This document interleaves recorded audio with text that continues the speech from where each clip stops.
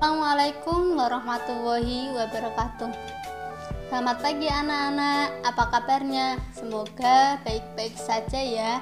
Di sini kita akan belajar tentang tematik kelas 5, tema 4, sehat itu penting, subtema 2, pembelajaran pertama, yaitu gangguan kesehatan organ peredaran darah. Gangguan peredaran darah disebabkan oleh banyak faktor dan penyebab. Kita akan membahas tentang faktor penyebab dan cara mengatasinya. Di sini kita akan belajar tentang faktor penyebab. Faktor penyebab yang pertama yaitu faktor keturunan. Misal, salah satu orang tua menderita penyakit hemofilia atau penyakit darah sulit membeku, maka kemungkinan salah satu anaknya akan mengalami penyakit tersebut. Karena hemofilia merupakan penyakit keturunan, dapat disimpulkan bahwa faktor keturunan itu adalah penyakit yang didapatkan dari orang tuanya. Kedua, faktor bawaan. Faktor bawaan merupakan penyakit yang dibawa dari sejak lahir ataupun masih di dalam kandungan. Contoh, penyakit jantung bawaan. Penyakit ini diderita seorang sejak masih dalam kandungan.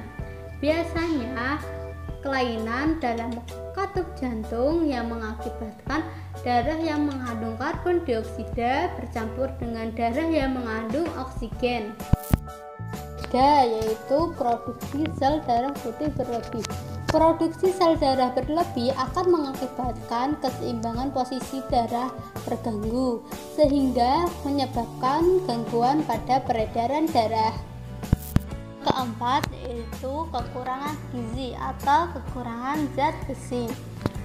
Kekurangan gizi atau zat besi akan menimbulkan penyakit kekurangan darah. Kelima, yaitu kelelahan dan kurangnya tidur. Istirahat yang tidak cukup akan memicu terjadinya gangguan peredaran darah pada manusia. Sekarang kita akan belajar tentang gangguan organ peredaran darah manusia. Pertama, yaitu anemia atau kekurangan darah.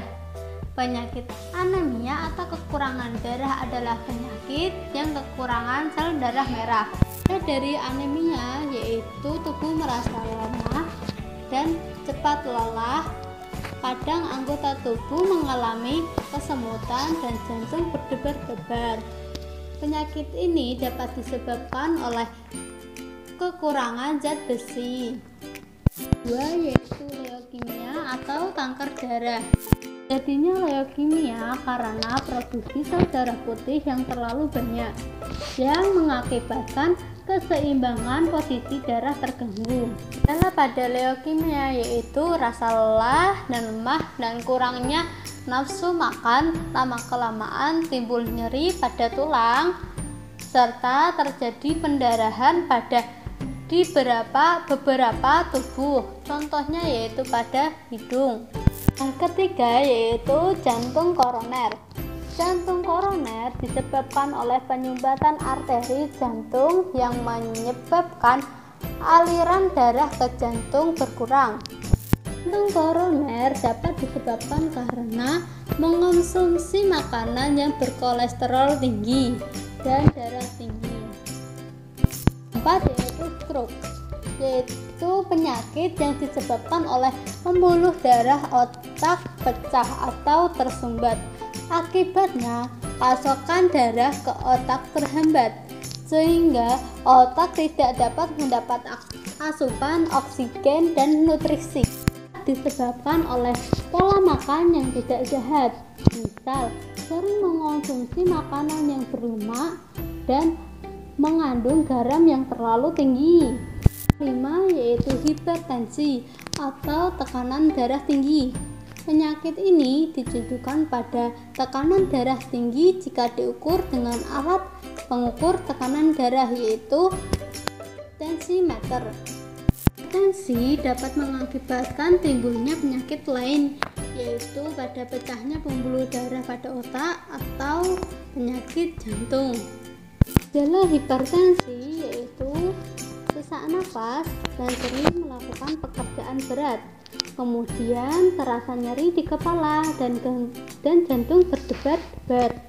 Nah, setelah kita mempelajari tentang faktor penyebab dan gangguan apa saja yang menyebabkan pada kesehatan peredaran darah, sekarang kita akan belajar tentang cara mengatasi dan menjaga kesehatan peredaran darah.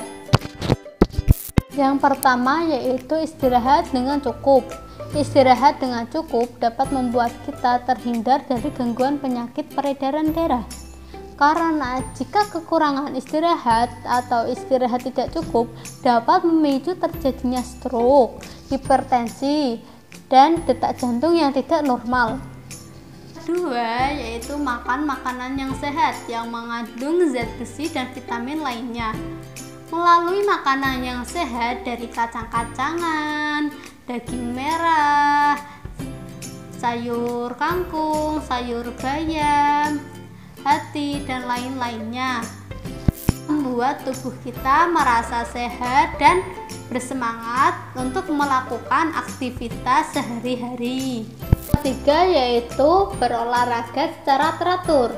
Kita rajin berolahraga agar lemak yang ada pada tubuh kita menjadi terbakar akibat aktivitas fisik. Semakin kita sering berolahraga, maka semakin sedikit gumpalan darah yang ada pada pembuluh darah sehingga aktivitas darah menjadi lancar. Dan yang dapat saya sampaikan pada materi tematik kali ini yaitu gangguan kesehatan organ peredaran darah.